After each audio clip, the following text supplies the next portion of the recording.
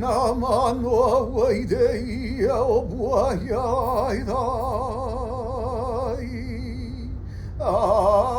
Ia kula hila o te tu, I ke kirine he mai a tawahi. Li hau mai ana I ka lau o, li ko ana I ka ehu kakahia. Ka kumaka kilo hana la iuka, e poli no ia o pu eu halelani. Ale mai ana na pali wehi ka palai, me o no hi kau maka kau mai la iluna, e la ni ko lunai, e honua ko lalo, e hikua, e ila I te aloha ne wai hoa I te alo, honua hono hei tupuna.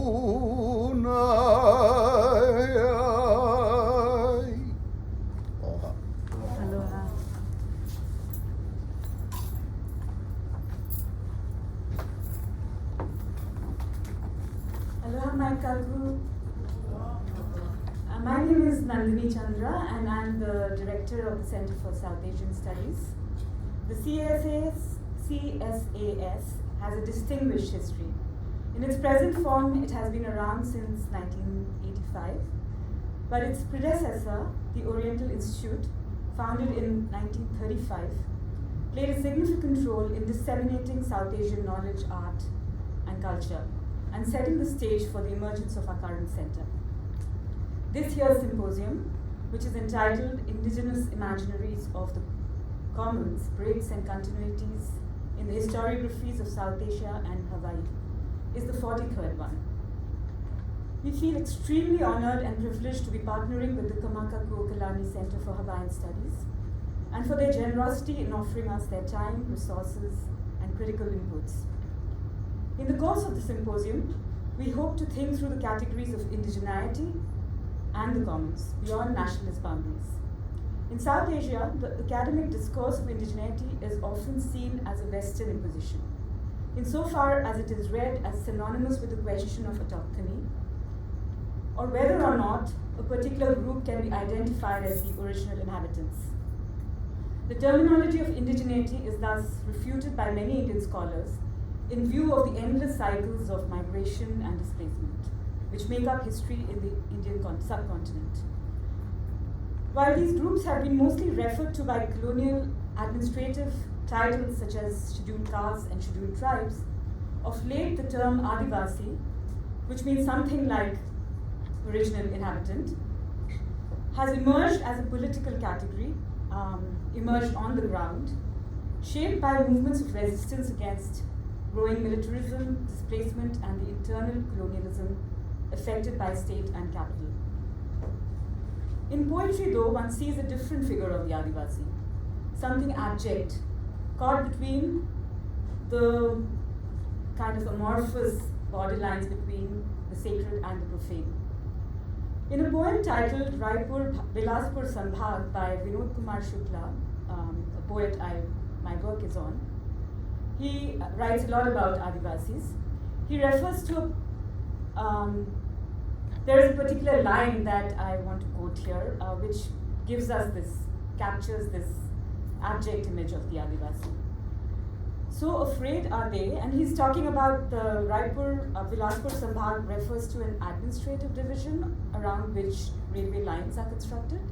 So he's talking here about the movement of these Adivasis evacuated from their villages and going towards factory towns, where they are not obviously going to be absorbed in the factories. So this is an extract from the poem. So afraid are they, the Adivasis, of being separated from each other, their kin, that while sitting on the floor of the train, were some litter to land on their heads, like banana peels or peanut shells, they make themselves smaller, as if allowing the litter a space in their midst. तब और सड़क जाएंगे, वही कहीं जैसे जगह दे रहे हों, कचरा फेंकने की अपने ही बीच. This is a very different iteration of permission than the one invoked in Kaipu's chant. But there might be something shared in this ability to welcome litter also as something sacred. Now to the other term, the commons. According to Freud, even things that seem completely forgotten are present somehow and somewhere. The commons is our shorthand for that forgotten something which is present somehow and somewhere. We are interested in the past, but more in the way the past enters our speech in the present. How we construct history in the present, a past unfolding always towards the future, not as what I am now, but what I have to be, something which will belong to us. While it is counterintuitive to think of South Asia and Hawaii together in the same vein, our presence here in Hawaii, without permission, an accident of imperialism and US occupation, compels us to engage with our similarities and dissimilarities. What might be the similarities? Offhand, I can think of our propensity to talk story, easy crime, and of course chanting. Each of these bespeaks some form, however subtle, of resistance to capitalist temporality. Finally, I want to add that over the next 2 days, if the weather gods permit, we want you to feel free to drop in between classes, to talk story, to cry, whichever gives you more joy. I warmly welcome you all and thank you for being part of this exciting event. I now invite Dean Peter Arnada to say a few opening words, followed by Professor Reese Jones, who will have the honor of introducing our keynote speaker, Professor Kamanamaikalani.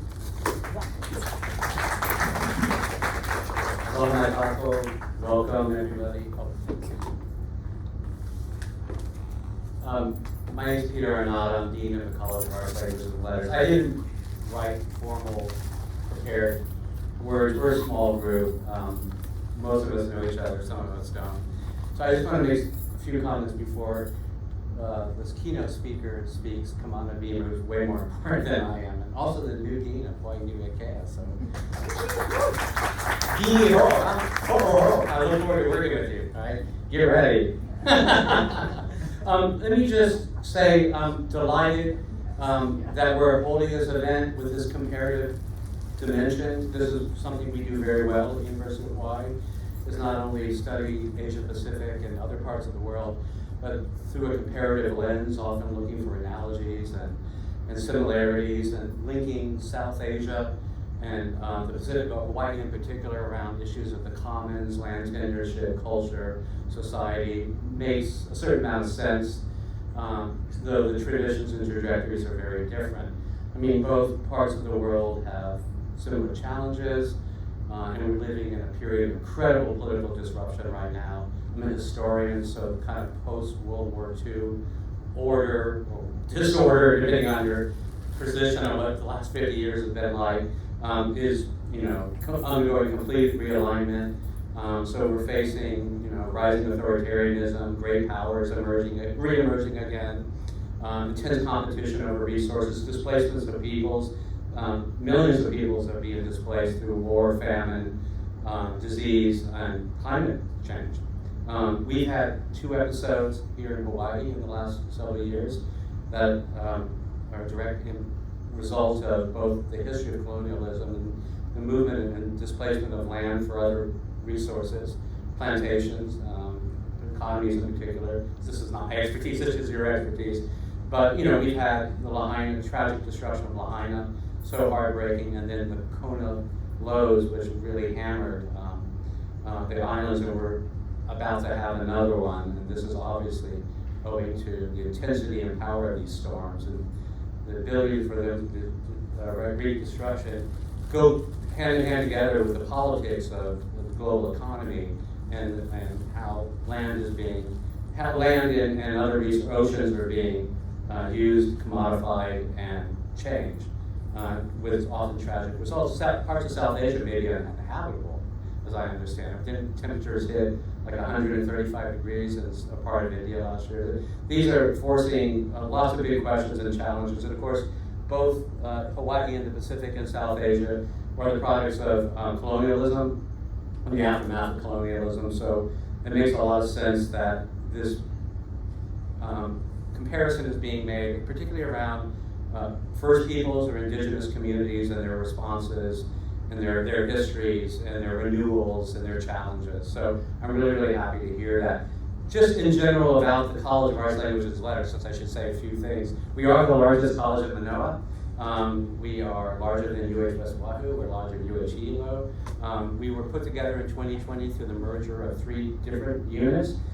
The unit that's sponsoring this college is the School of Pacific and Asian Studies, which was established in 1987, although the center was established in 1985, right?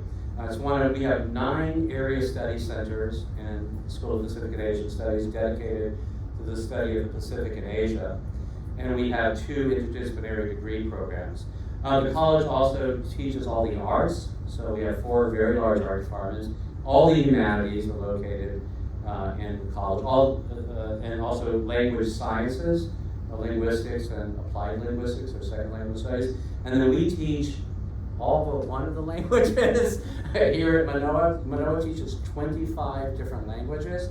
Aloha Hawaii is taught in Hawaiian Ancestral, of course. The 24 other languages, including Hindi, right, is taught in Sanskrit or taught in our college, the College of Arts, Languages, and Letters. So I want to wish you a very, very productive conference, and I hope it goes very well. I'll try to attend parts of it where I can and get to know some of you guests who are visiting from the continent or other parts of the world.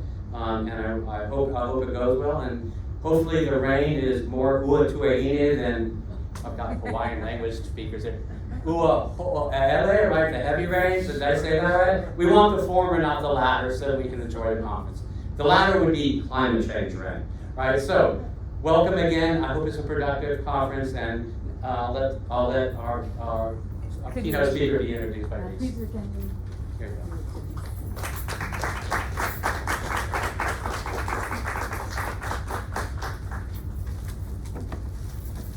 Okay, thank you, Peter, and thanks, Andy, for inviting me to do this introduction. I'm Reese Jones. I'm a professor of geography and environment here at UH Manoa. I was also on the board of the Center for South Asian Studies for about a decade, so I'm excited to have this opportunity to introduce Kamanamaikalani Beamer. He is a graduate of our department of geography here at UH Manoa, the incoming dean of Hawaii School of Hawaiian Knowledge. I didn't even know that, so I've learned that just now. But he's also the director of the Kamanamaikalani Center for Hawaiian Studies at UH Manoa, and the inaugural Dana Naone Hall Endowed Chair in Hawaiian Studies, Literature and the Environment at the Hawaii UAKS Center for Hawaiian Knowledge. He does a lot of things though, so I've got a lot of things to go through. So he serves a dual appointment in the Hawaii UAKS School of Hawaiian Knowledge and in the William S. Richardson School of Law as part of the Kahuliao Center for Excellence in Native Hawaiian Law. Dr. Beamer has multiple publications in the study of aloha ʻāina and the circular economy. His books include Vai, Water and the Future of Hawaii, which was published last year, Islands and Cultures, How Pacific Islands Provide Paths Towards Sustainability, and also No Mako Kamana, Liberating the Nation.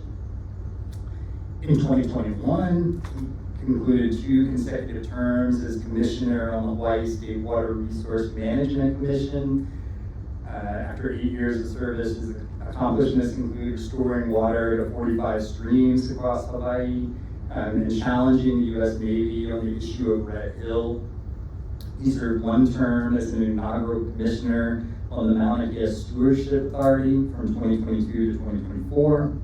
And in addition to his academic and government service, Dr. Beamer is a father, mahi'ai, organizer, and activist in movements to advance aloha ʻāina and water justice here in Hawaii. So join me in welcoming Kamana Beamer.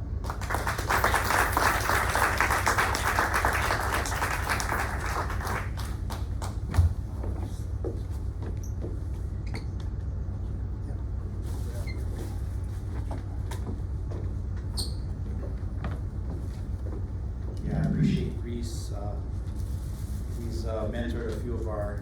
my students, we share in geography, some of our Kanaka students.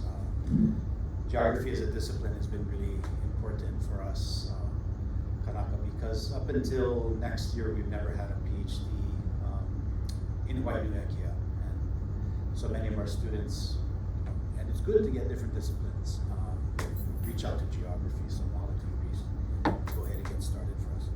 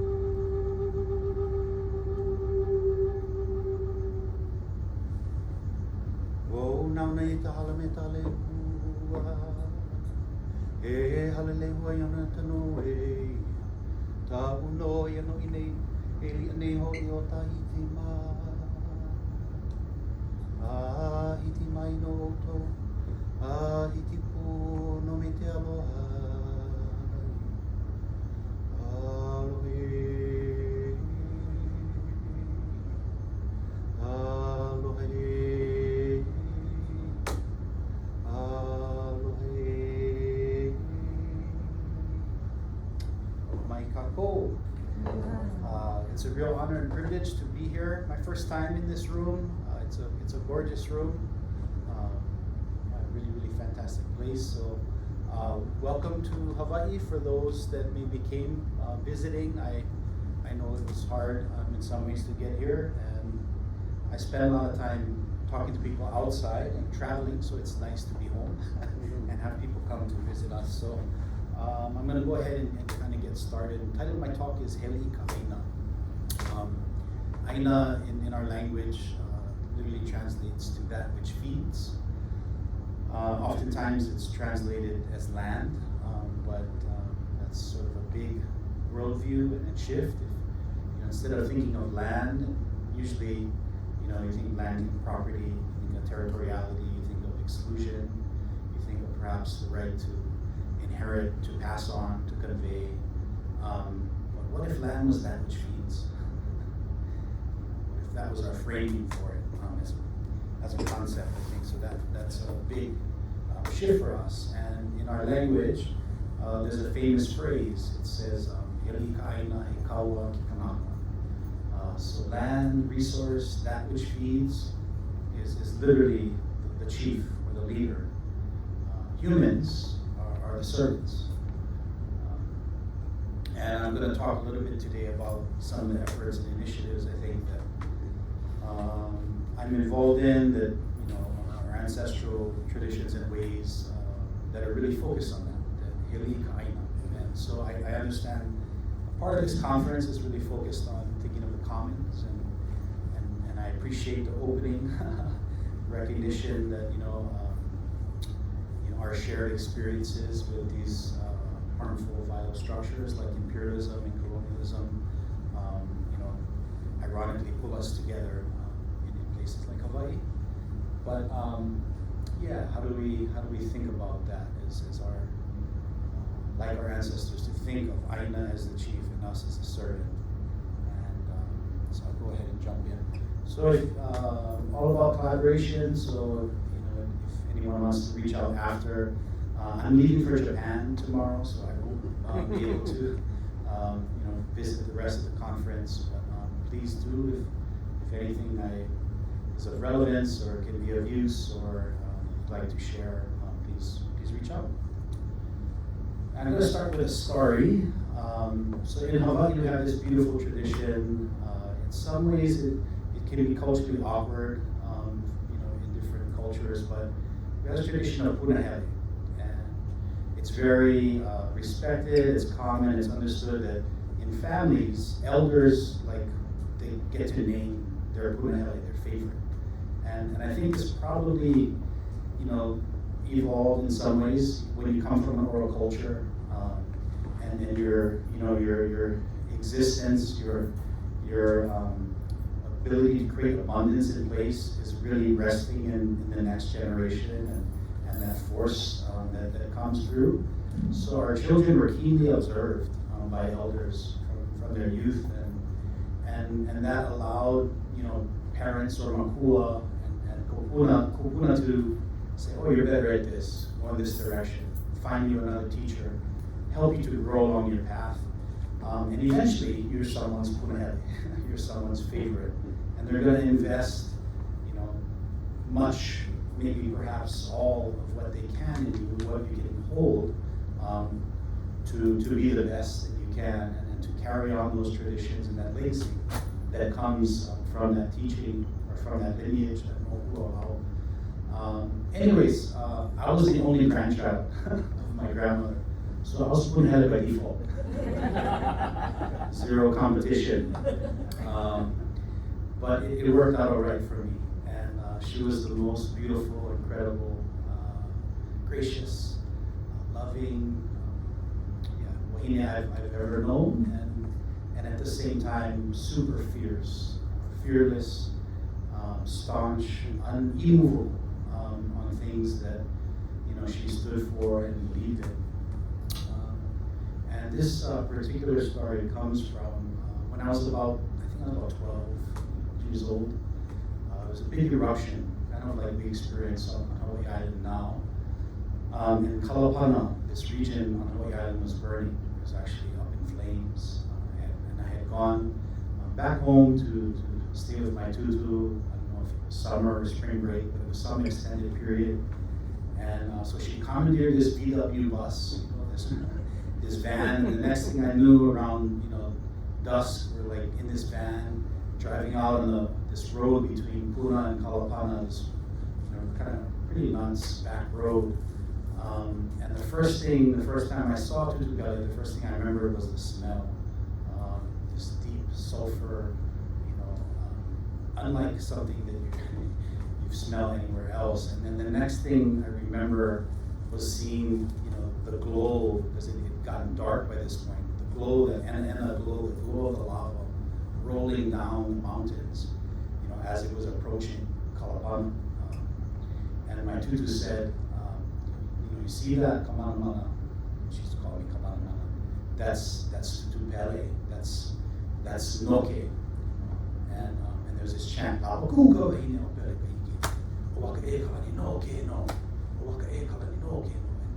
it goes on and goes on. And my tutu was pretty emphatic about it. But it talks about Pele and her resilience and her flow. And she says, you see that's noke. Nothing can stop tutu Pele. Anything gets in front of her, it's devoured. It's destroyed to create new life. And my tutu would say, this is like how we have to be, in our family. We have to know it. We have to persevere. We have to continue on. If things come in our way, it's okay. We're gonna get over them. And so that's honestly, I didn't know at the time.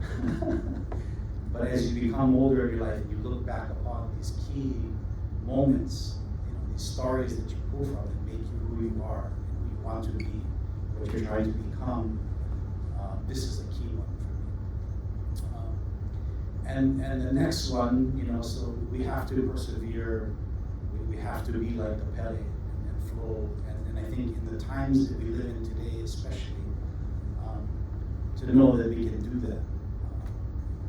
And at the same time, there's this other phrase, malama ko aloha. It comes from this really pivotal period in Hawaii's history, where competing factions were dealing with how to lead in the future of Hawaii at one of the most rapid periods of depopulation.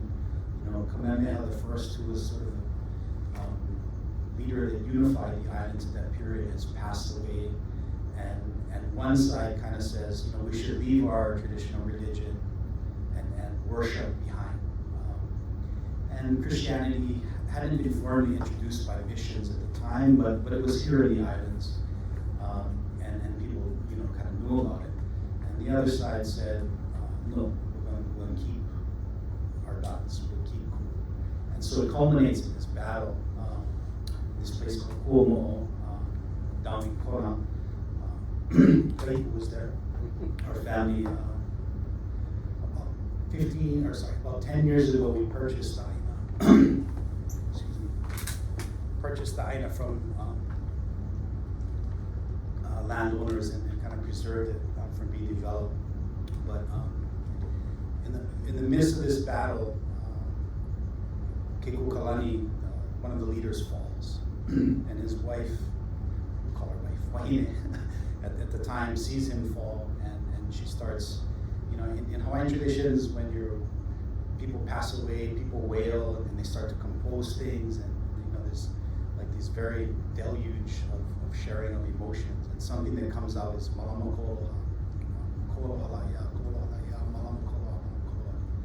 your love, keep your love.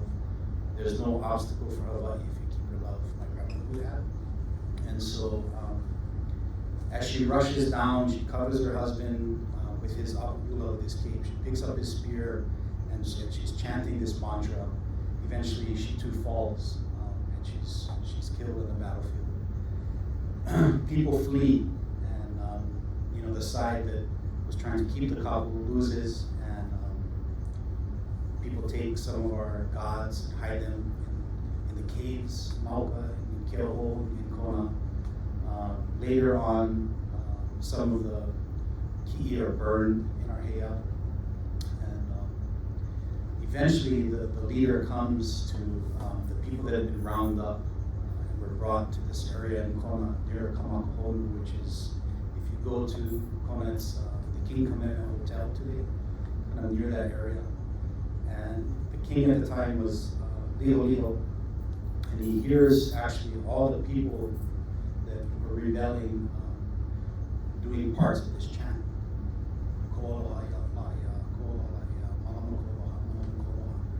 And my grandmother said, as soon as he hears this, he pardons everyone and sets them free. And so this phrase, keep your love. We see aloha all over the place in Hawaii.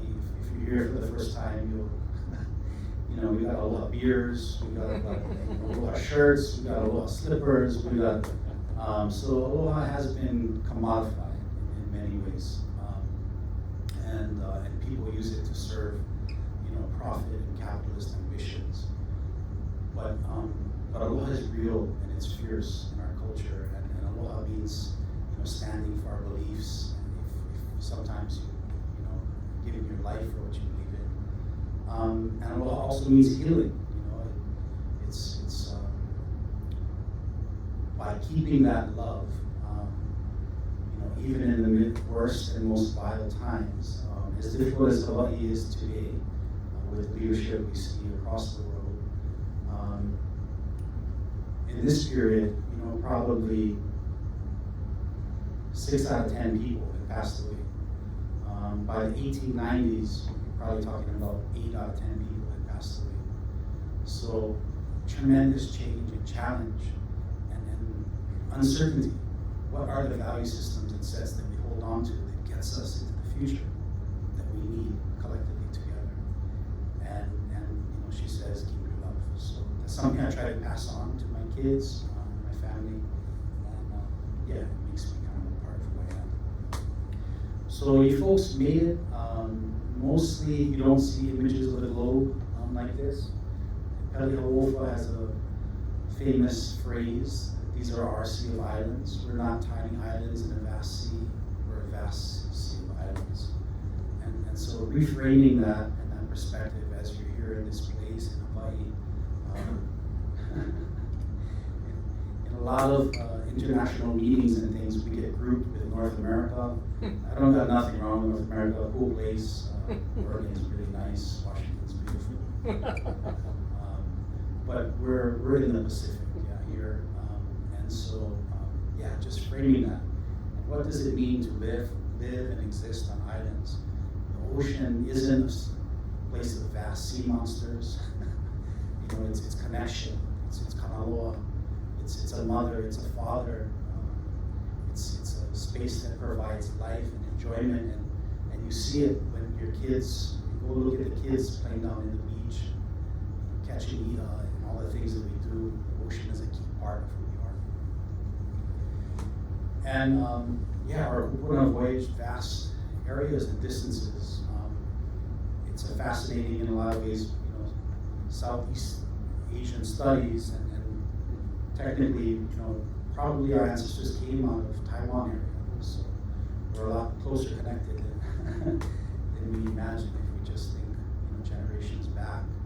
But at least in one period of time, our language group that's categorized as Austronesian spread probably further across the globe than any other place at that time, in the world, through our ancestors that voyaged across these amazing oceans and seas, and were connected as they did. I like to believe when our kupuna came, and they saw these high islands, these beautiful mountains, from the Va'a. And if it's from Tahiti, roughly 21 days, I think is one of the faster voyages. So it's a good amount of time on the ocean. And they saw the way that the water bodies interacted with the island, with the place.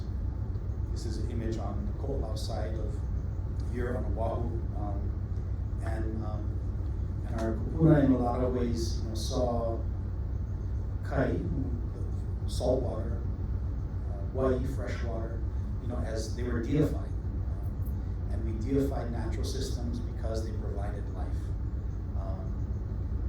And so seeing the way that the fresh water interacts with the ʻāina, seeing the way it provides for life, in many ways our kupuna took their insights from these systems and structures and used those to create new social structures and engagements on the ʻāina. So through kind of that worldview and perspective, we developed this deep philosophical tradition in many ways that the resource, what we call nature, is really kin to us. We're not distinct and separate from nature. We're, in fact, humans come very late in our origin chance, after the plankton and the bats and the sharks and the creepy crawlers, and the dolphins and the whales. Eventually humans show up on this planet, and so we develop this kinship relationship with our natural world. In that sense, the commons is an ancestor.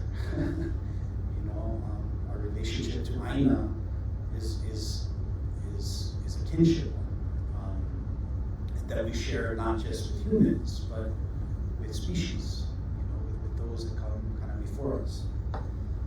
And then, fast forwarding through imperialism and all the things that we face, today aloha ʻāina in a lot of ways forms this social movement towards ecological social justice here in Hawaii. And so this this system, our ancestors could have farmed in any way they wanted to. Could have diverted all the water out of the rivers, and just stocked up for people. But we didn't do that. When we modified the ʻāina or the landscape, we did it so in a way that it would provide, resilience and abundance for generations. Many of the lo'i systems and structures down here, if you come to the Center for Hawaiian Studies, we have an old lo'i there. It's probably 800 years old, like really old, still producing food and resources. So these were these incredibly rich, ecologically enhancing systems that linked kind of human and natural systems, all specified for place. You take a certain amount of water and resources, filter it to the lo'i, return more nutrient-rich water to the streams, you're feeding fish, in some ways mimicking the ecosystem cycle and trying to enhance it.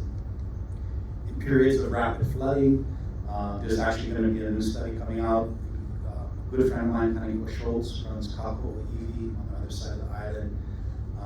He told me they held 5 trillion gallons of water was held in the last storm period, just by those lo'i systems. So can you imagine, there was a period in all of Hawaii today, roughly there's 400 acres of lo'i kalo that are in production. There was 400 acres of lo'i kalo just in Hawaiian on this island when things were productive, just in Hawaiian, area we think of as super dry. So if we had massive rainfall, flooding periods, all of that water disbursement across lo'i slows everything down, holds it in place, you know. And we link those to these, you know, bringing that nutrient-rich water down freshwater systems where they meet moliwai, what we call the marine estuary mixing systems, incredibly abundant places for, you know, reproduction of biology there, and we create these wallfish ponds. So if you go around Hawaii, you can see some of these. My friend's lo'i is kind of right above, and this is Paipa'ia's group, also friends of mine that restored this area. And what did our ancestors do? We farmed herbivorous fish. So we again, mimicking the natural system and cycle, find a species that doesn't need a lot of more inputs, and can we grow more algae? Yeah, we can do that. And that's kind of what we did to produce, you know, more proteins and productivity here in place. And so our kupuna then kind of, to be looking at the water cycle, and there's lots of hints for what an economy should be like, our relationships to place, just in these words. So the word for water in Hawaiian is white. So can everybody say white? White. Oh, yeah, white. And then the word for, when you say wai, everybody say wai. Water is translates to wealth. And so in many ways it says, you know, if you have abundance of water, you can be wealthy because you can feed people, you can feed place. It's also telling us that, you know, the goal of a wealthy system is it should be like water. It should flow. So it should be perpetual. It should be like a water system where things evaporate, come down into the clouds, you know, feed the mountains, feed the rivers and the fish and the people until it evaporates and it returns. And so our economic systems and structures should do that. They should provide for, you know, natural systems, humans, species, and they should be cyclical and rotate. And so, yeah, our ancestors kind of created this system of redistribution based around white, and then we built entire social structures kind of around that. One important one is called ʻāina, and to kalai means to carve. So we have kalai va'a, where you take a tree and you carve out a canoe out of a tree. That's that process. And kalai ʻāina is actually describing the way water carves out land as it flows. And so this was a social structure and a process. When the head chief of an island passed away, all the nobilities would have to meet in this hale, and they would, basically the new leader had to redistribute the resources amongst the people that were there. So everything reverted back. Instead of you know, the oldest chief giving everything and all that he or she held to the eldest, and that continues for 17 generations until so wealth gets so stratified. They figured out a system to have some type of, you know, counterbalance, some type of redistribution with each successive leadership and generation. So we published a paper on this called Ancestral Circular Economy, and these are some of the principles. The prioritization of relationship building, and I'm sorry, I think somehow the conversion from Google Slides to PowerPoint is weird, so everything's one. I do know how to count past one. Excuse me. The second key thing was balanced governance structures. So when this worked well, you had, you know, balance of top down and bottom up. So imagine a system, you know, living on islands fish spawn in different seasons and cycles. And sometimes it can be regional. What's happening on Molokai isn't the same thing that's happening here on Oahu all the time. But when you have a population that's super connected to the resources, that understand, hey, the Leoleo are spawning here this time of year, and that could be different on another part of the island, you can collect that information and gather it and make proper stewardship decisions for managing resources and waste. Very different than the system that we have now, where I was on a board, I was on the Water Commission, Reese shared, Mauna Kea Commission. You got 7, 9 fantastic people that are really, really smart, and maybe they have 9 staff, or maybe it's 35 staff for all of the resources. Very different, just touch points for understanding what's actually happening on the ground. And so when it worked here in Hawaii, there was a balance of bottom up and top down. There's systematic and regular redistributions of wealth and power, the process of ʻāina that I talked about. That entire system and structure promoted sort of these regenerative social ecological processes, and some of that I talked about in the Hawaii systems and structures and how we built them. And then, probably the most important is environmental kinship. How many people in the room consider themselves indigenous? Raise their hand. Awesome. And so as indigenous people, we have key, probably we would say cosmovisions, worldviews, origins with connection to place and resource, and probably that's been passed on for many generations. And there was arguably an earlier time in human history where almost everybody was indigenous, right? Before what did my one geography professor call it?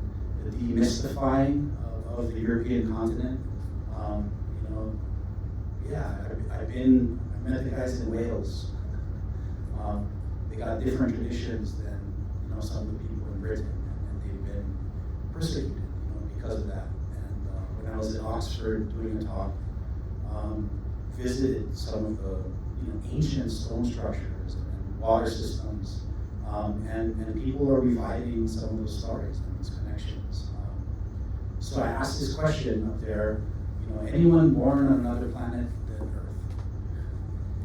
Nobody's hand goes up. Every time I ask that question.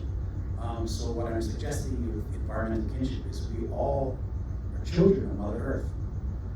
Some of us, our framing and our worldview and the things that we think that we know make us believe that somehow, we're not.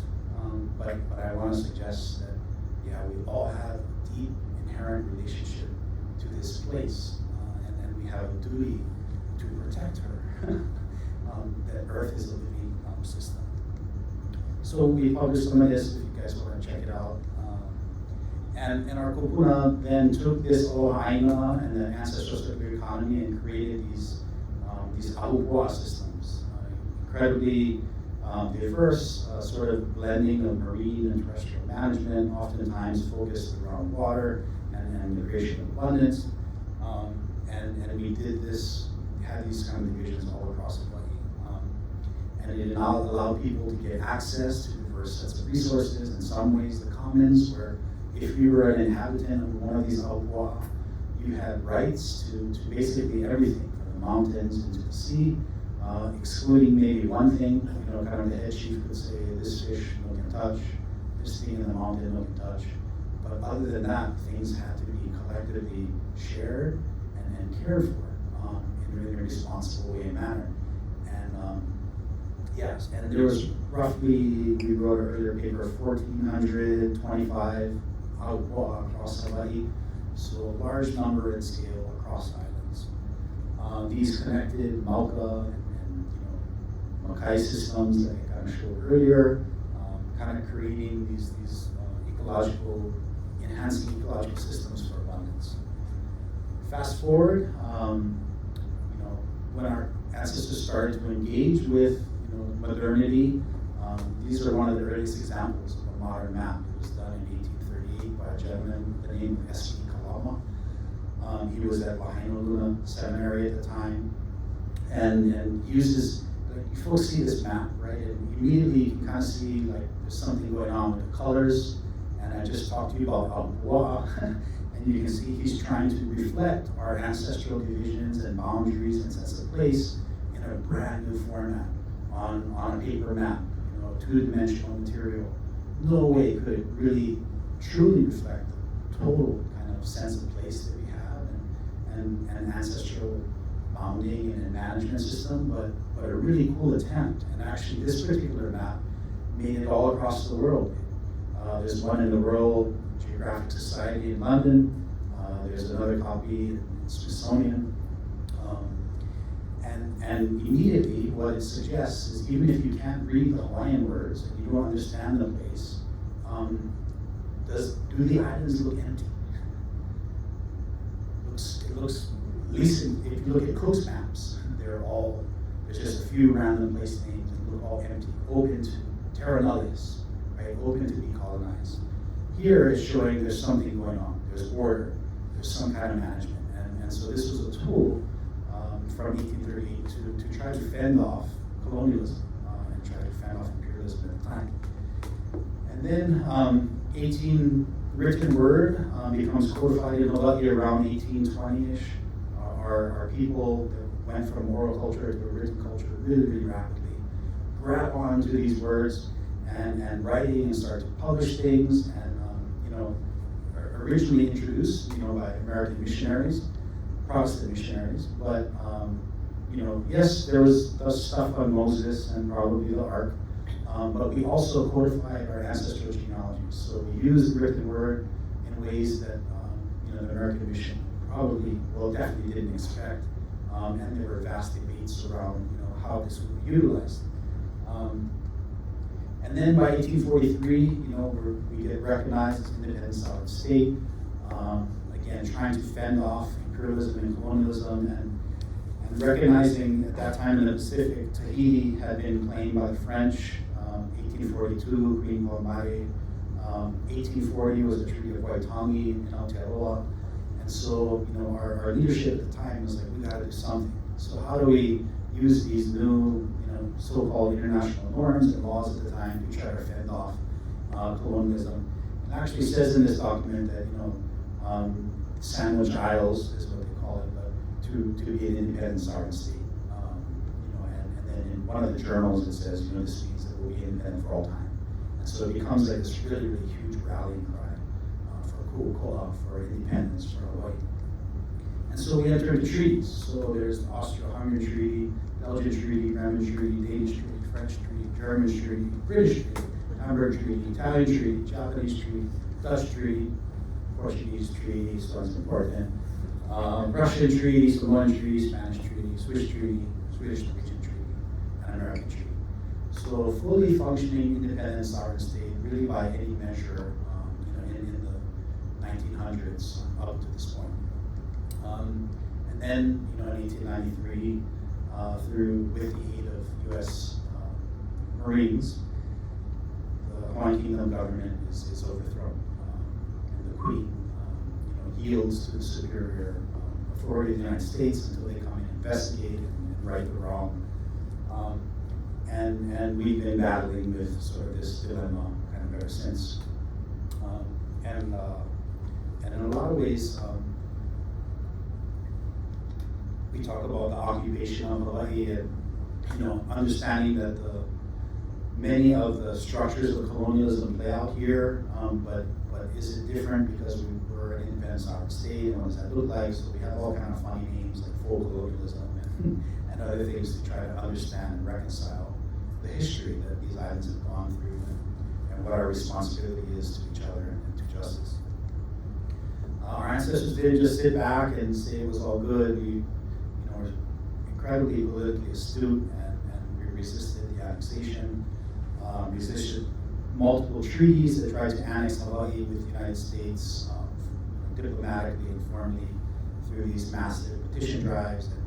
And Aliʻi put on an amazing play about some of this. I got to play one of those people, and it was one of the coolest things ever. But yeah, we never wanted to be Americans. Let's be super clear. And And by this point in Hawaii's history, we had free healthcare at Queen's Hospital. We had a free educational system.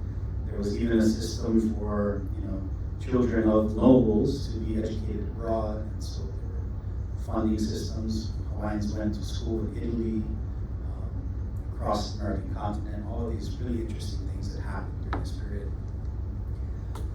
And after the overthrow, we see, I think capitalism, extractive, linear, capitalism, and codifying what was kin and ancestor into a commodity for profit and to drive capital has vastly altered, our islands. I think our relationships with each other, our understanding, and the natural systems. And so, there is a definite link between economic extraction and resource depletion in Hawaii. You can start from sandalwood and get down to where we are today with militarism and tourism, but the impacts of the others, sugar and pineapple, we're still feeling. They're discovering chemicals that are in our groundwater, that were used on the fields.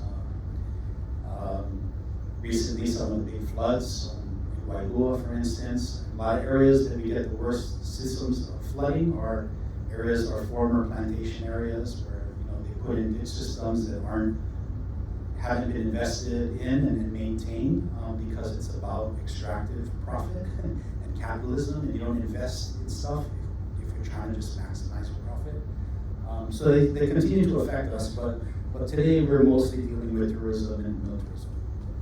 So after the overthrow, these akua that were deified, kane and kanaloa, water becomes like a commodity, it becomes privatized, and this is sort of what an example of that looks like.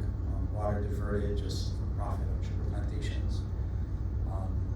We went from an incredibly resilient ancestral circular economy that other than Oahu, fed more people on every island, with tools made from the forest,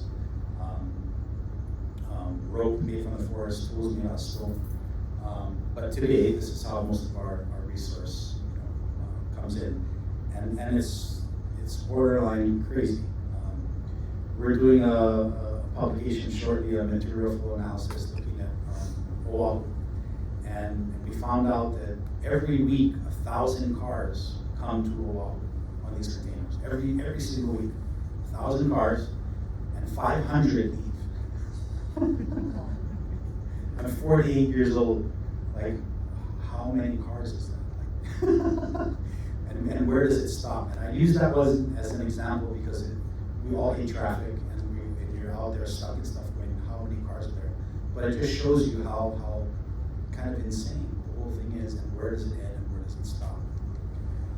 And so, the sort of capitalist economy, the promises of the tourist economy, the waste and affluent, has affected our streams and our ecosystems, privatized our water, and tourism overrun our beaches and sometimes our lives, and drastically again altered our relationship with ʻāina, with place, with our landscape.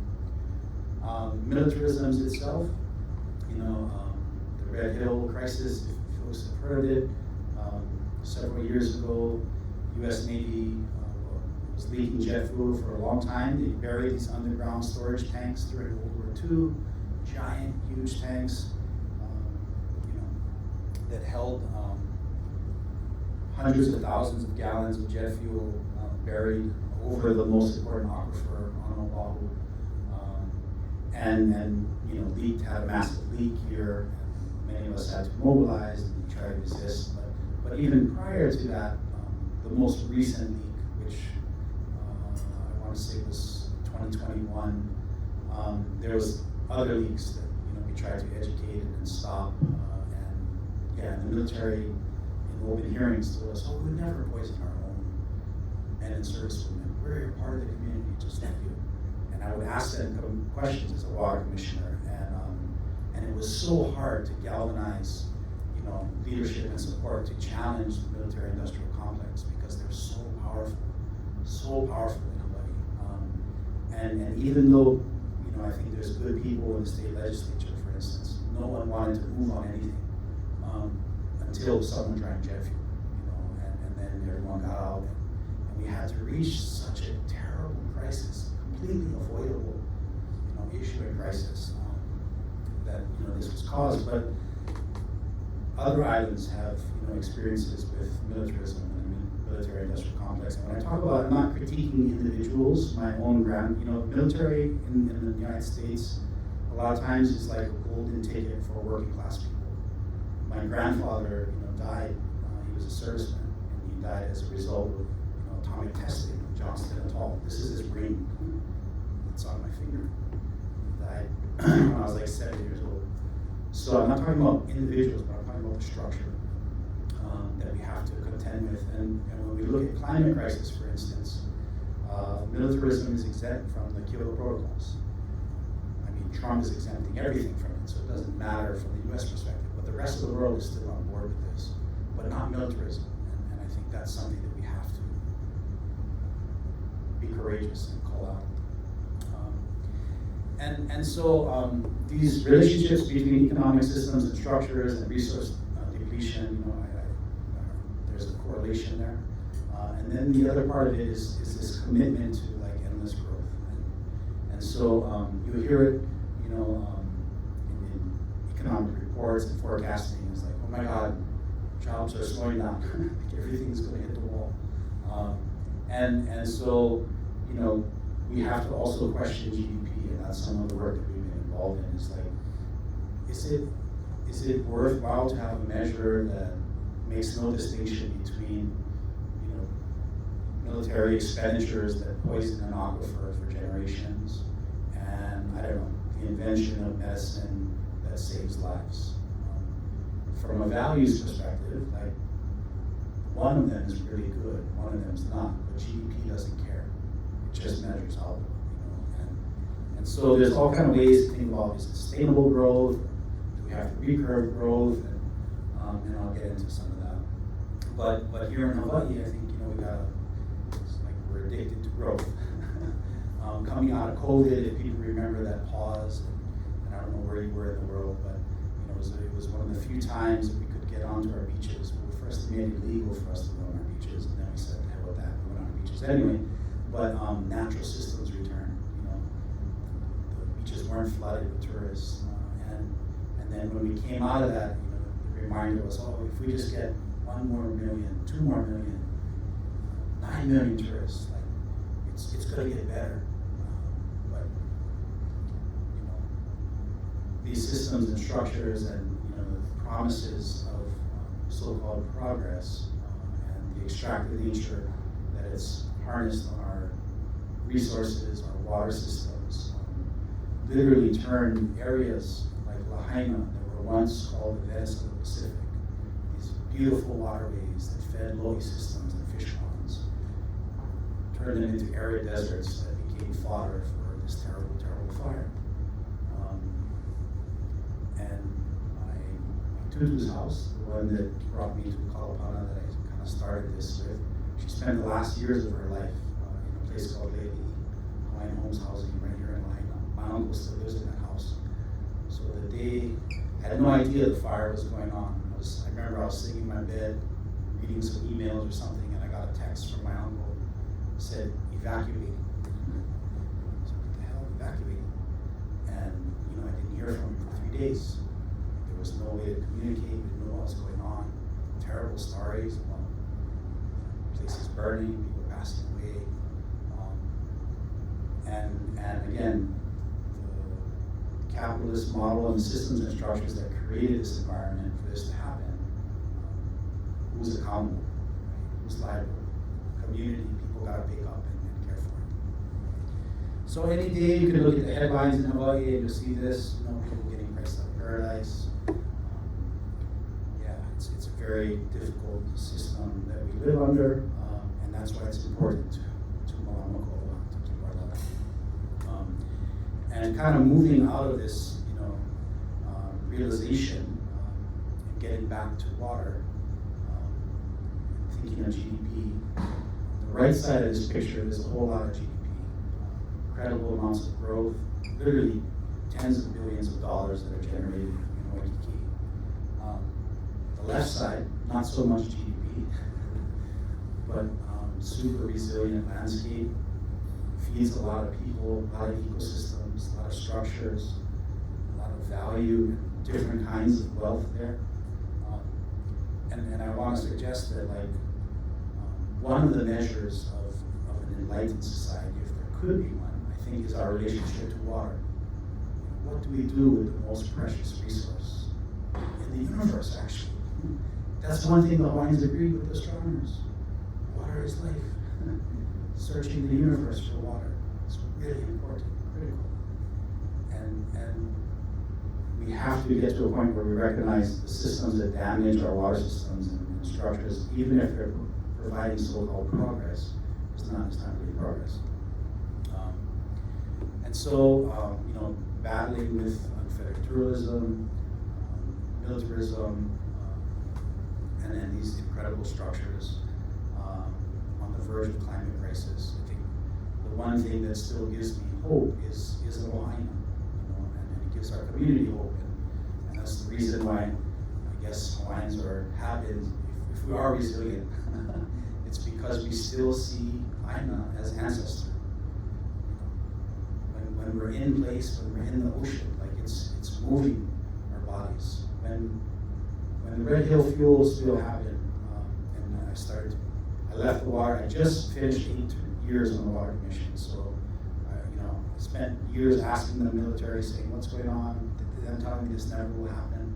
Then it happened, and so organized, got on the streets, and I was on the news. And my uncle called me. He said, "Come on, you know what the military is trained to do, right?"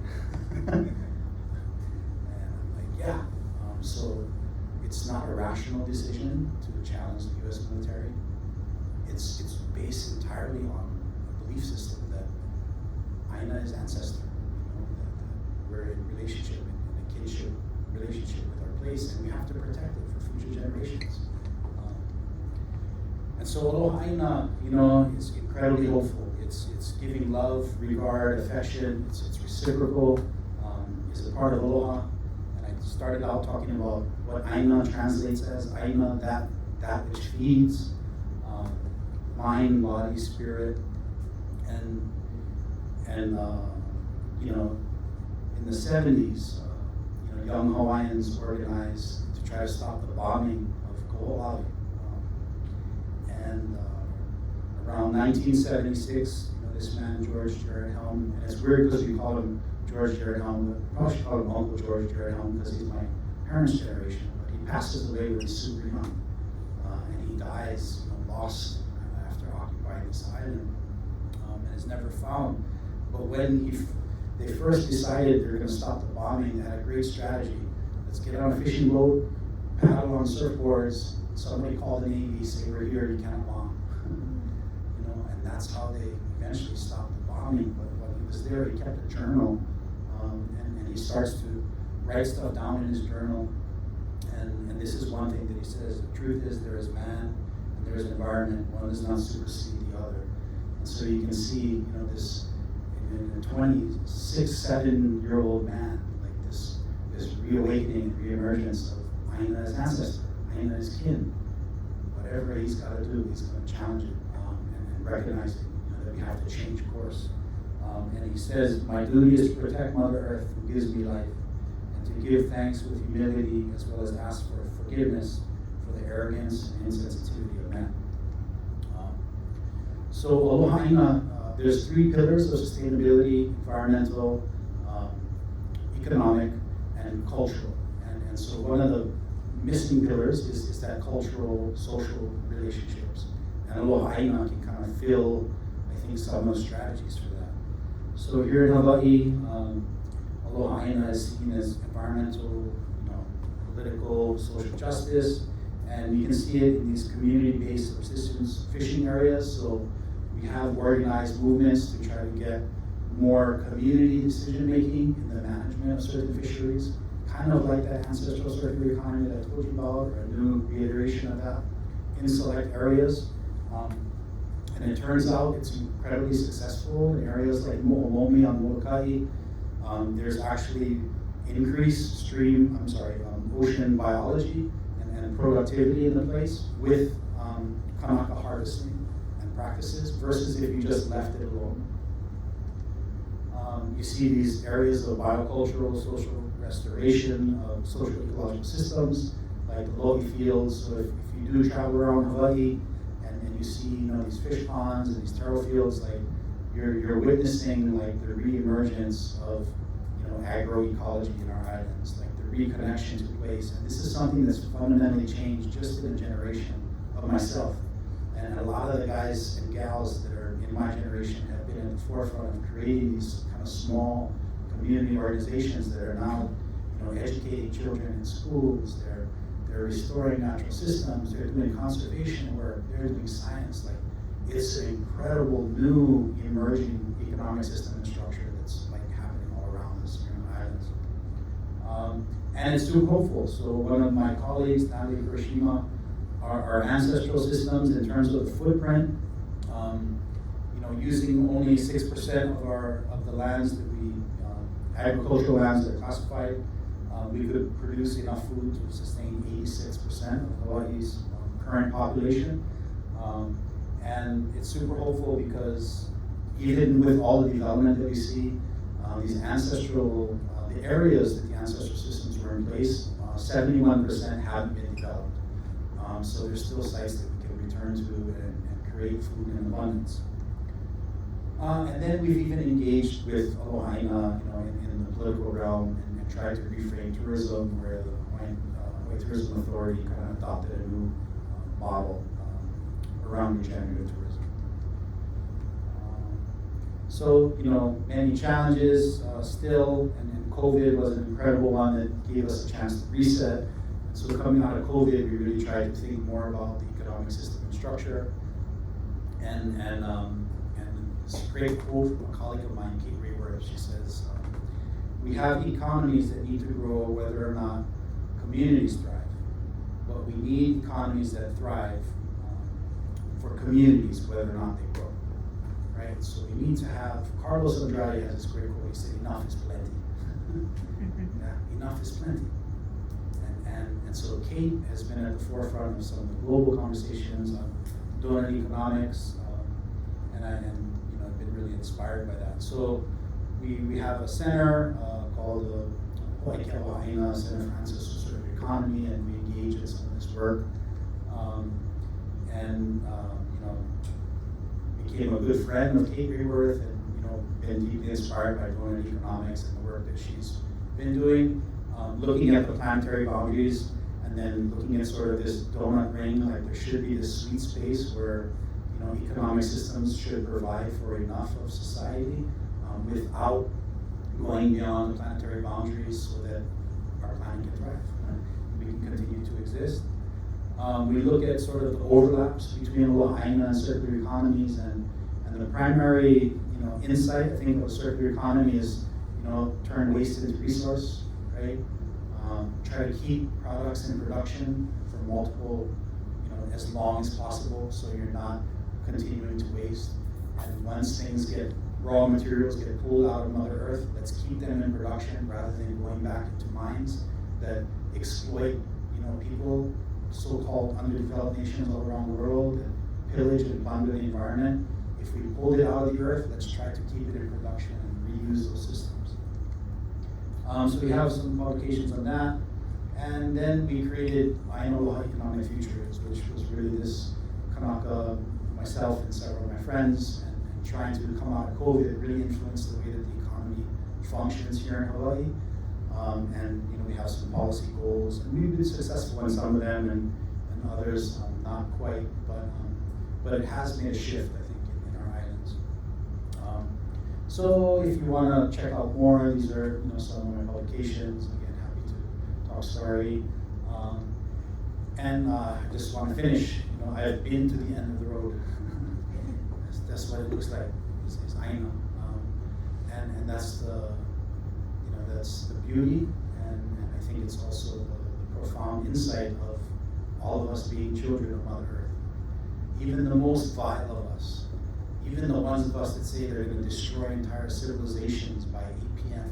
if they don't do what they say, what happens when they go? They become soil. They become nutrients that actually provide the materials for other things to live. Even the worst people amongst us, the ones that can't stand, Mother Earth puts them back into production, right? And makes something positive out of it. So what's that at the end of your road? You know, what are the things you want to leave behind for our society, for our place? And you know, thinking around this conference, thinking of commons, you know, like what would it look like to live in a society that places the needs of ʻāina as paramount? Can we even imagine that? You know, I think of if you were to pillage and plunder a water system, you know, that should be a huge, irreversible offense. You know, much worse than stealing a wallet out of a tourist car. But people get away with no punishments for that because the system is designed to benefit, you know, certain systems and structures. What do the commons look like when ʻāina is at the center? That which feeds us, and not just humans, but the species around us. Like, what does the commons look like then? And what can we do, you know, together to kind of get there? So I might have went a little over time. I'm not too sure, but you know, mahalo nui for listening in. I know it's a lot of specificity around Hawaii and other things, but I really hope you folks have a great time here at the conference. There's so much to learn here in Hawaii, and I appreciate the collaboration and recognition, and so much to learn from you folks as well. So aloha nui. Again, all about collaboration, so come reach out, and I've learned, you know, the idea of ʻāina is, you know, how do we take aligned movements, political philosophies, academic rigor, and scholarship, and, you know, align them when their values to align with ʻāina to kind of grow our circles. And so we've been doing some of that work with our lab. It's been some of the great joys of my professional career. And yeah, that's it. Hallelujah.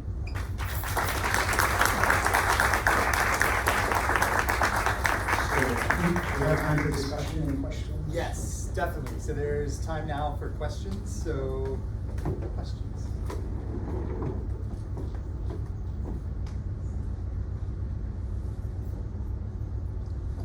So I don't really have a question. I'm Aliʻi Ka, and I'm the South Asia Studies Librarian here in Sweden. I just wanted to comment really how great your talk was and how it lays a groundwork for people to think about the things that they do in their work and research and make those connections. But because I live in Hawaii, when you were talking about the resources, I don't know what came to my mind, but it was like a food.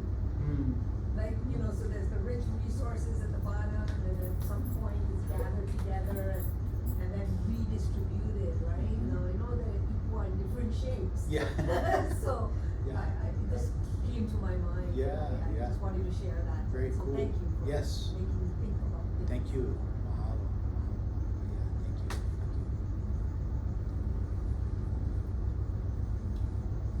Well, while you all are thinking of a question, maybe I'll put a question back to you. You had on your second to last slide, what would the commons look like if we centered ʻāina? I wanted you to answer that question. Yeah. So tell us. Yeah, so I think, sorry, I might be kind of inspired. Kate Rayworth is working on a new publication, and I was helping her working on parts of it.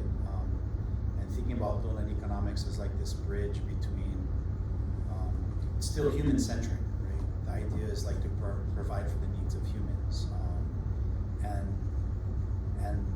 But indigenous perspectives and worldviews, like I said, I mean, it's, yeah, people are important, but we're not at the center.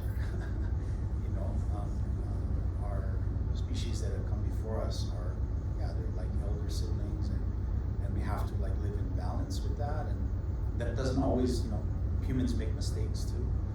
But yeah, I think about that, like the commons, you know, it should be the commons not just for human needs, you know, like we have to think about overall species abundance and at least maintaining balance. Like species shouldn't collapse because of humans' negligence and decisions that damage environments and ecosystems. travesty, and yeah, and if you run a business that introduces kogi frogs that alter, the ecological integrity of a place, there should be liability to that.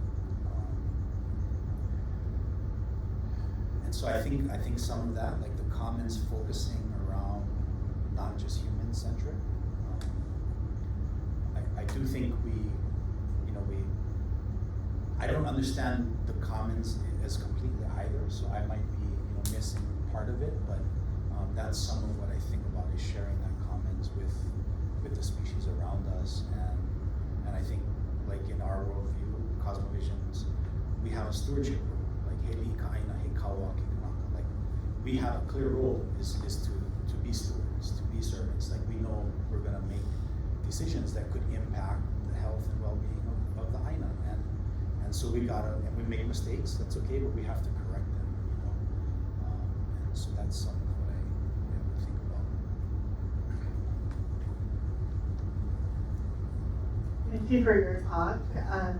I'm wondering, with the recent floods and the devastation that a lot of farmers have experienced, what do you think should be a response to that by the government and by others? Yeah. So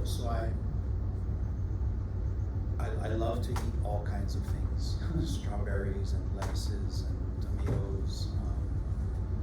I'm a big foodie. You probably can tell here my belly's growing on me. But I also recognize like certain plants and crops are more resilient, here in Hawaii, and so. A couple of years ago, we do this PO Summit event, and a couple of years ago we did one on the rain bomb that happened in Hawaiian, where they had basically a year's worth of rain in, I forget, like 24 hours or something, in a very wet place already, and it blocked the road. Basically people couldn't get in and out of the community for months because of the landslides and things. But even in that massive flooding, the taro was recovered, and if you drive around the islands and areas that did experience major flooding, a lot of times our ancestral crops, the ones that are kupuna brought on the canoes, they had some keen insight that they work well on islands, and so I think, we have to think, like leadership has to think systemically around that, like what are the crops that work for this place, because we're not going to be able to stop periods of rapid rainfall that now we're experiencing flooding, and so we have to have some adaptability to that. I also think, obviously, aid needs to go to farmers. To be a for-profit farmer is one of the most riskiest, difficult ventures like in the world. You're so reliant on your crops and ecological change and damage and pests, and it's a really, really difficult way to make it, and so we have to provide support for them. I think other governments, when I was in Germany, every year they produce more cheese and butter than they can possibly eat, and then they deal with these hard things like, do we gift it to countries where there is malnutrition, and does that mess with their markets? But it's subsidized. Like, people in certain countries recognize that ability to have food is really important, and maybe it shouldn't be solely reliant on the whims of profit and finance to make 7% returns on investment when we're talking about feeding people. And so I think we should think about some of those things as well, like there should be more support systems and structures for farmers.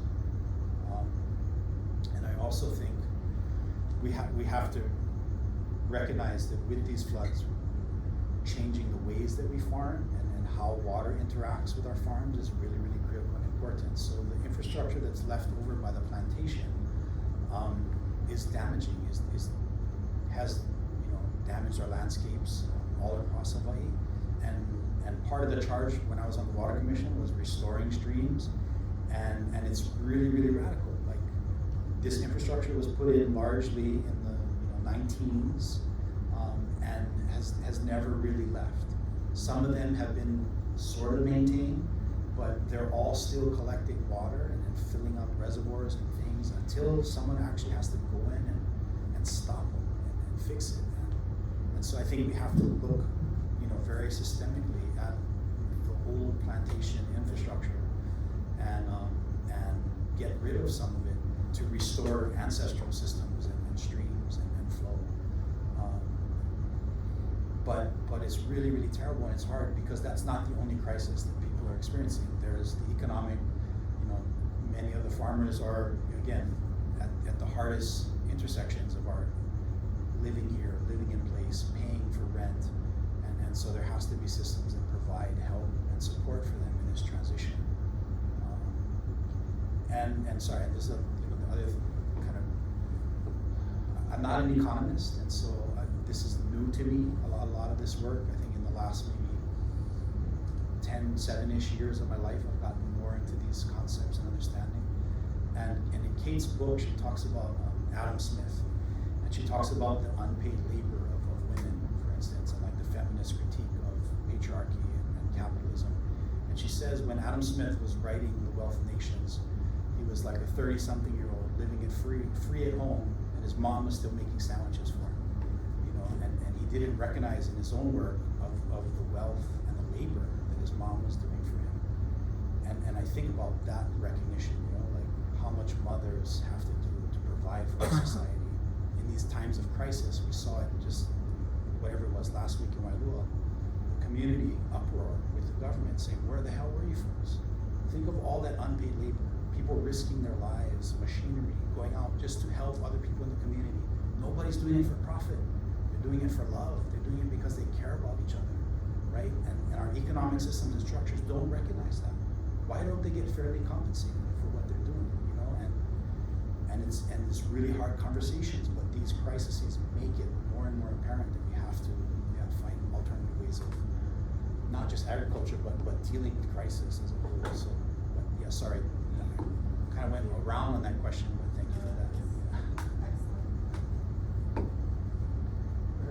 Thank you very much. I really enjoyed this talk, which was very illuminating, sort of a good introduction to sort of Hawaiian ways of thinking, which I'm not that familiar with.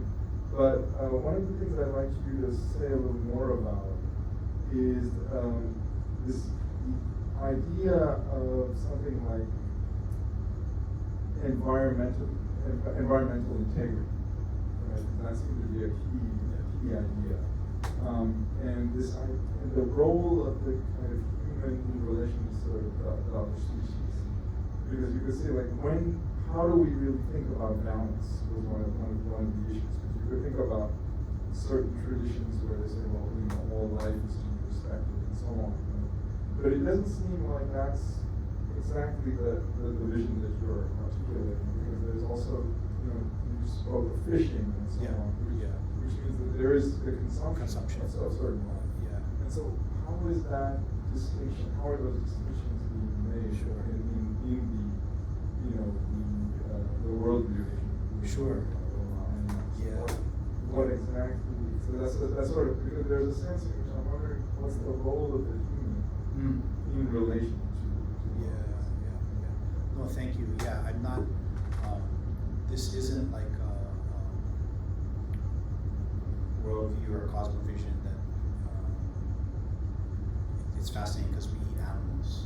It's not that we don't eat animals, and there's not killing, and again, I think there was periods in our ancestral society where things were out of balance. I mean, people killed each other. There were wars. Like, not everything was perfect. But like I said, I think when it did work, these systems were in balance. And so I think some of the key insights are, we have these things called koa. And this is an example like around fishing, for instance. So instead of going out and just like pole fishing, like running the coast and just getting whatever you want, it actually starts with ceremony, with recognition of humans' relationship to place and species. And then it starts with feeding. In the koa, you always go and you actually feed. You go out in your canoe and you feed, you bring food, like whether it's old pieces of taro oka, we call it, like the kind of skin of the taro that you harvest after it's cooked. That's all becomes fish food. Later on, it changed to other things, but you start with feeding, and then after you feed, the fish gather, and then you discern which ones do you take. So some of the insights were, leave the big fish because they're the ones that are going to lay eggs and spawn, and take sort of the mid-range juveniles. Take in the fish pond, take the sick fish, the ones that aren't moving right, so you're keeping the strong, more resilient ones in.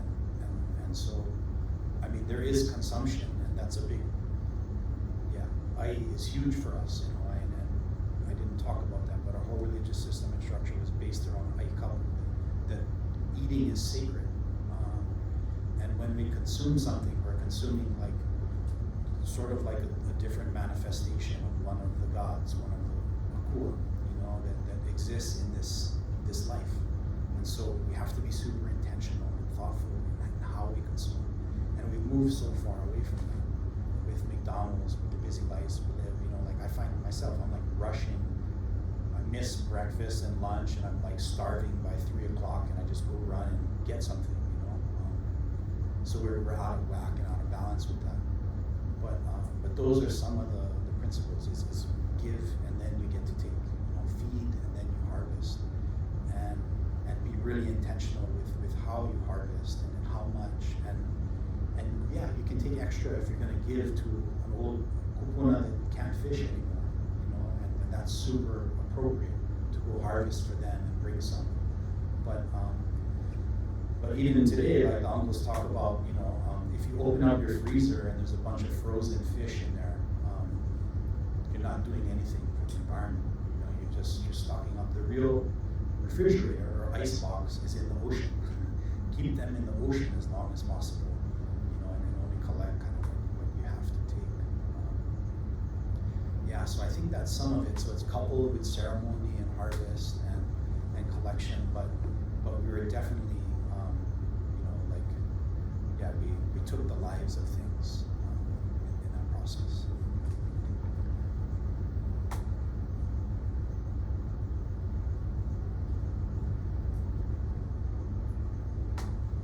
Thank you, Paula, for your presentation. I just have a question about militarism and how you're thinking through militarism and its entrenchment within Hawaii, and then maybe like pathways forward that you're thinking through now, trying to decouple how militarism shapes the future of Hawaii.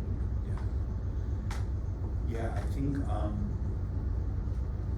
I think in some ways this is probably the most important thing, not just for Hawaii but for the world right now, is confronting militarism.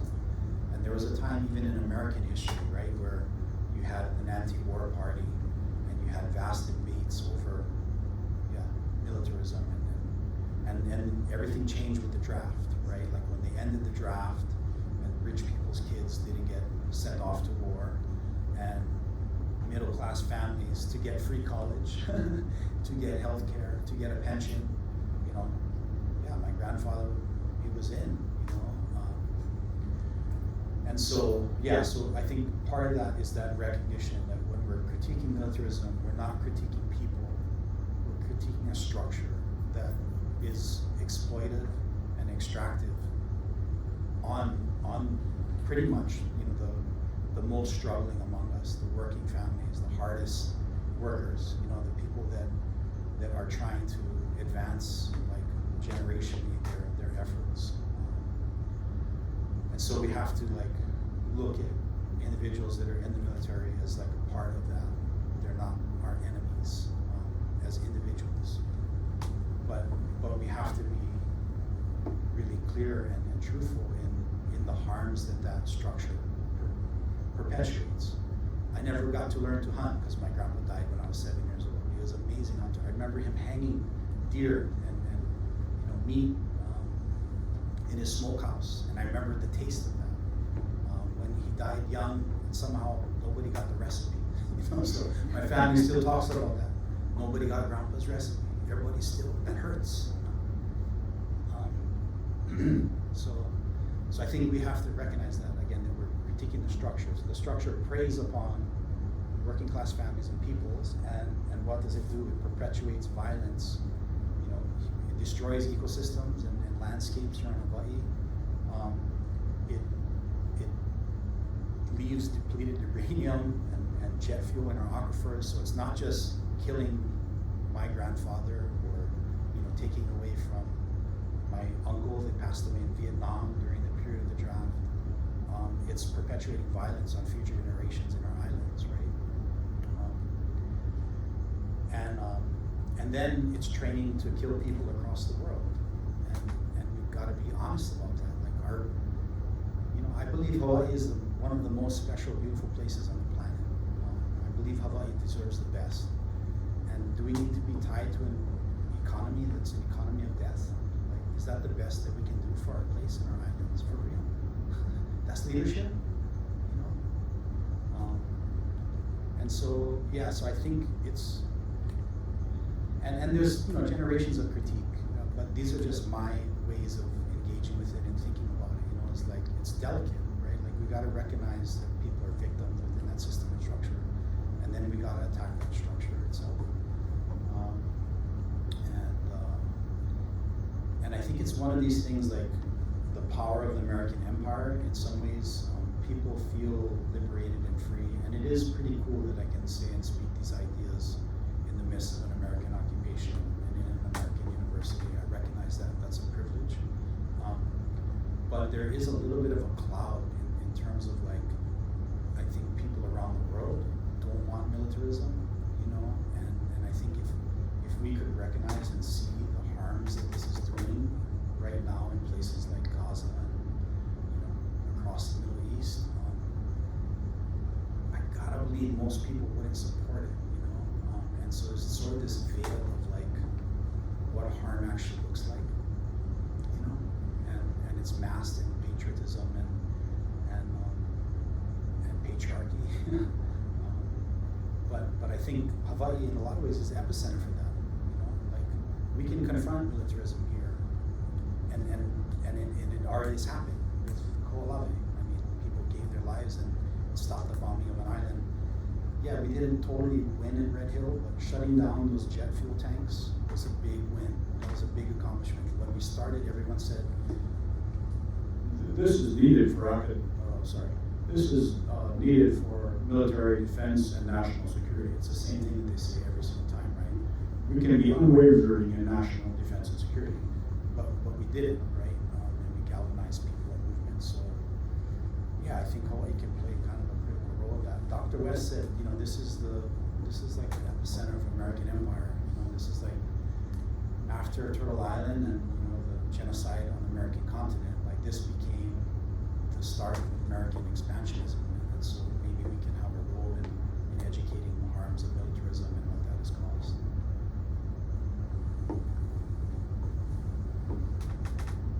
There's time for one more question. Yeah, I was interested in the ʻāina's relationship to the ocean or the sea, especially since you mentioned the sea of islands. Yeah. Like, it also feeds, but there seems to be a distinction between land and the ocean. And the ocean, there is and there isn't in some ways. So kai and wai are the two words, like water, fresh water, kai, ocean water, and then yeah, we use ʻāina, and a lot of times it's used in a terrestrial sense, but it's not just terrestrial, it is marine, and it's that which feeds us. When one of our Hawaiian historians, Kamakau, talks about meaning of ʻāina, he says, like, there's different words for, you know, environments, and he says moku is like one word where it's just like an island, but he says when people inhabit a place, it becomes ʻāina. So, like, every time you say ʻāina, you're actually talking about, like, this relationship between people and that which feeds, you know, and so some people will say ʻāina is the ocean, ʻāina is the land, ʻāina is, even from a spiritual sense, what feeds us, like, spiritually and emotionally, can be, you know, ʻāina. but ʻāina momona is often like a phrase used, and when you talk about that, momona, you're definitely talking about ocean species as well as things on the land. So it's really about that, yeah, kind of which feeds you, yeah. And even our ahupua'a systems, like I put that, so ahupua'a actually extend out into the ocean. They're the actual boundaries. So you know, our islands, everything was mauka and makai. So land and uplands, you know, like ocean and uplands, and but it's really like the connectivity between them. And so we have like these like phrases like pala kahala mamana kavana momona kavana. So like when the pandanus tree like gets ripe, the fruit on it, the vana, like the sea urchins or ha'uke sometimes they say too, they're super ripe and they're fat themselves. And so like there's all these insights between these connections and connectivity. Yeah. Okay, great. Well, Kamana, thank you so much for an amazing talk. It's been really inspirational.